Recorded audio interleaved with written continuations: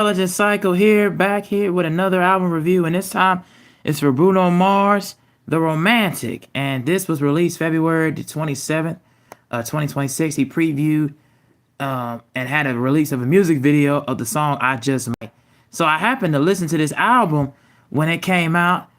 I happened to listen to the song when it came out, I Just Might, when it came out like a week or a couple weeks in advance before the album came out. But yeah, he kind of drew a lot of inspirations from a lot of different 60s, 60s, or late 60s and early 70s soul artists, and that really just kind of evolved and in tune with the audience, and everything. So he pretty much was gathering a lot of inspiration from classic 60s and 70s soul artists on this record. You can tell from the way it started off with Risk It All. I like the beginning part of this record where he pretty much goes encompass where he's saying, in the verse, like for the chant, and also he's getting a lot of it's the first track is always the beginning point of the record for me, where it pretty much begins and it pretty much starts. He pretty much goes into detail so much about trying to make a really romantic, really encapsulated album for the ladies. And it starts with this beginning of this record where he says, "For the chance to win your heart, you can set the bar beyond the stars. I'll do anything if you ask me to." And then it goes in the verse, and then it goes from the pre-chorus here. "It's crazy, but it's true. There's nothing I won't do. I risk it all for you." And then it goes into verse 2 where he says, "To hold your hand, to call you mine. I try to be your man to the end of time. I'll do anything you ask me to." So he pretty much is talking about a lot of just, his love side, the romantic side, to try to win in this particular woman's heart.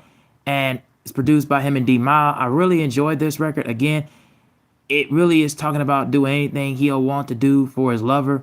And he really wants to try to go through all the thick and thin, rays of the thick and thin, to try to be for this woman in this woman's heart. And I really enjoyed that about this record. It really gets a whole lot of things going off on his chest. So I really like that about it. Really good opener.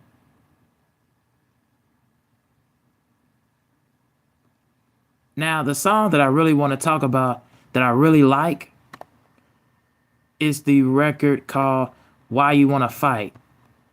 If I can get there. Oh, I just want to mention, can you guys hear me? If anybody who's watching, the person who's watching, or the 10 people that's watching, can you hear me? Because I pretty much have messed up. I don't know what my volume. No. So you guys can't hear me? Oh, okay. I just wanted to make sure because I adjusted the volume and everything. Okay, thank you. Famous Major, thank you. Appreciate it. So anyways, getting back to what I was saying about the like I was saying about the album, I really do like this track here, Why You Wanna Fight. He's pretty much going into so much, like I said in the beginning, about this woman, about doing anything he can with a significant lover. But in the first verse and on this record, I really like this because it feels very lighthearted. But it also, at the same time, a lot of aggressiveness, in his vocals and his range and the way he delivers the track. It really feels like he's really giving it his all. And I like the lines here. It says, "You want me knocking on the door, crying in the rain, baby girl, for you, I can do all them things. I'm begging, baby, begging, don't go. I'm begging, don't go, baby, no. I apologize, but you keep going on. I ain't too proud to say it. I admit I was wrong." Pretty much is admitted a lot in this record. It's like the old phrase saying goes, you say a lot less, you say a lot less, you do a lot more, you say a lot less, but you also can at the same time say very little.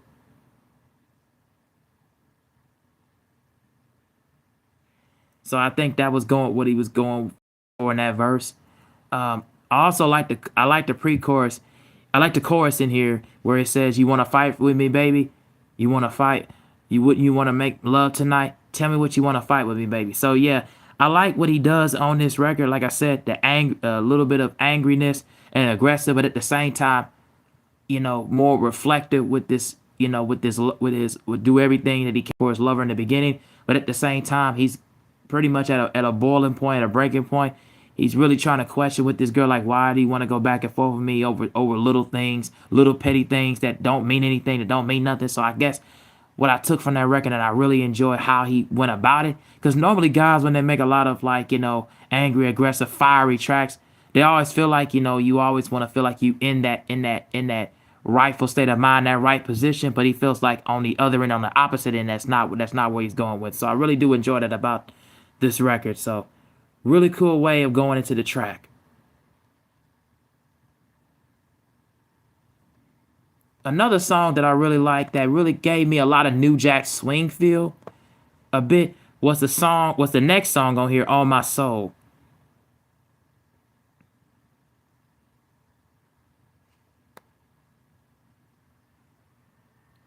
And the reason why I like this song um, was, again, the production really gave me a lot of like New Jack Swing, 80s throwback R&B, and then a little bit of retro sound and disco vibe feel from the 70s on this record. And I really thought that was really cool. I thought it was very powerful, very meaningful. Um, and again, he's really antagonizing his love. Is really going, I mean, not antagonizing. He's protagonizing, excuse me, for his love and everything. Where he says, "Baby, we should be together. Love so hard to find. Break your heart. I would never, girl. I'd rather die." And then he says, I like the chorus in here before we get to that second verse. Says, "On my soul, I love you, and I would never want to make love, and you never made love me before. On my soul, love like you never been loved before. Put it on anything, put it on everything. On my soul, on my soul." So yeah, I like that chorus. He's really just, again, very introspective in the beginning, but at the same time, as he really gets into his really cool thoughts about this one girl, as he's being so romantic, as he's being so thought provoking, very so thoughtful, very considerable. He really is trying to get into that point about his love and his true feelings, but bears it among his heart, wears a lot of heart on his sleeve. I like in that second verse where he says, "I travel all out of the world. Now here you are. Turns out you don't need a rocket ship, no, to find your own shooting star."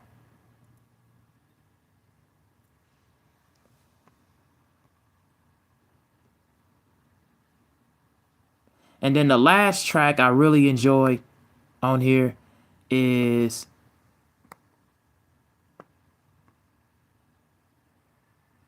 the last track, "Dance With Me."